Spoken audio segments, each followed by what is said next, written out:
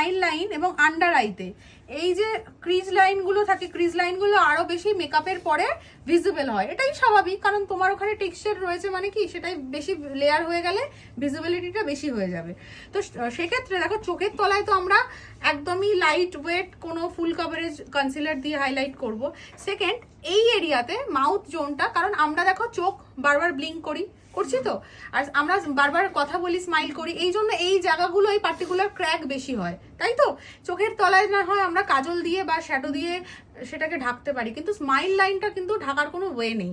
তো একটা ওয়ে আছে, যেটা হচ্ছে আমরা কিছুটা হলেও মিনিমাইজ করতে পারি। এক হচ্ছে যখন তোমার স্মাইল লাইন পড়ছে, এরকম একটা বার্ডস নেবে, বার্ডস নিয়ে সেই স্মাইল লাইন থেকে পুরো এইভাবে যেখানটা যেখানটা দেখবে ক্র্যাক পড়ছে এইভাবে উঠিয়ে নেবে। হাইলাইট করেছিলাম সেই ব্লেন্ডারটা দিয়ে এরকম করো, দেখো করো, সেই জায়গাটা কি করছি আমি লাইট করে দিচ্ছি, ঠিক আছে? খুব বেশি প্রেসার ক্রিয়েট করে করবে না, তাহলে ভিতর থেকে কনসিলারটা উঠে চলে আসবে।